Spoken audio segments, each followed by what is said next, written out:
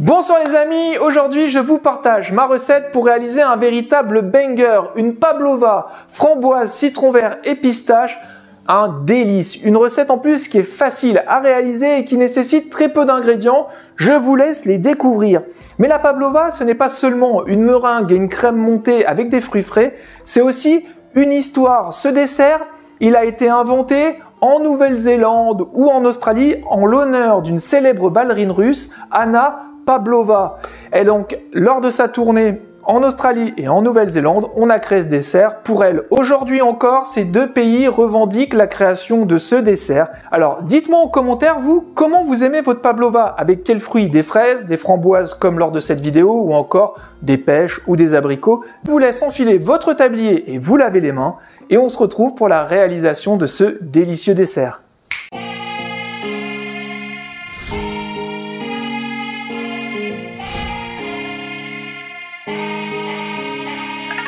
Et voici la liste des ingrédients qui apparaît sur ma droite et on commence notre pavlova par réaliser la meringue.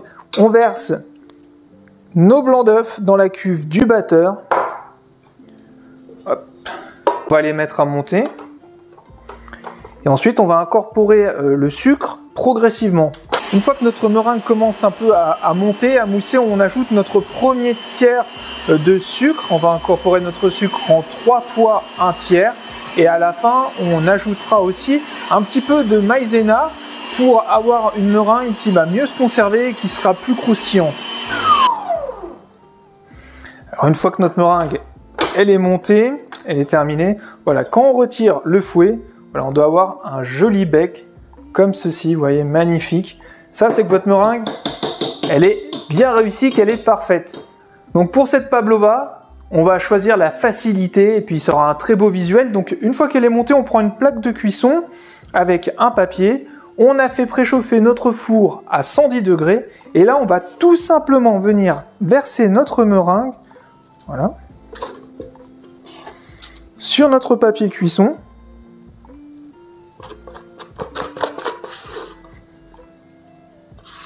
Et là, avec une cuillère, on va venir, voilà, l'étaler, puis on va former un petit creux en son centre. Alors on lui donne une belle forme ronde. On fait un petit nid pour notre crème et nos framboises. Et là ensuite, tout simplement, on va venir placer notre meringue à cuire pendant 1h30 à 110 degrés.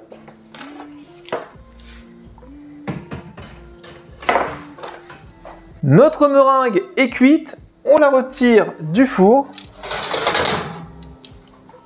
Magnifique, et on la laisse refroidir avant de passer à l'étape suivante.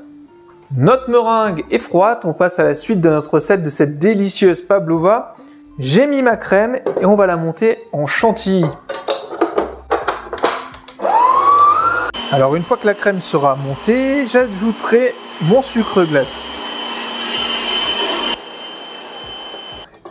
Une fois que notre crème est montée, on va pouvoir passer au dressage de notre pavlova. Donc quand vous réalisez cette recette à la maison, vous montez votre crème juste avant de servir votre pavlova. Voilà, une fois qu'on a mis la crème, voilà, il faut la consommer rapidement pour éviter que la crème ne tombe. Alors, on va venir verser, voilà, une belle crème chantilly bien montée, voilà, à l'intérieur de notre pavlova. J'en garde un petit peu, comme ça là je commence à mettre un petit peu de framboise.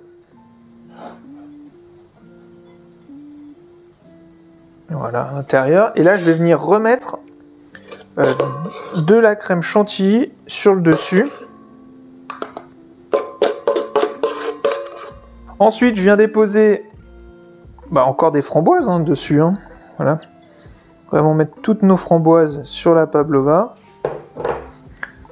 Ensuite, on vient ajouter quelques pistaches concassées. Et puis, on vient zester un petit citron vert non traité.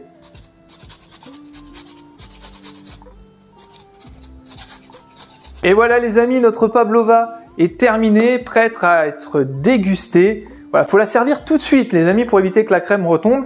Et dites-moi en commentaire ce que vous avez pensé de cette recette et n'hésitez pas à me faire des retours d'expérience si vous réalisez aussi cette pavlova à la maison. C'est une recette qui est simple, qui est rapide, qui est facile à réaliser. Et puis voilà, ça fait son effet quand vous déposez une belle pavlova comme ça sur votre table en dessert.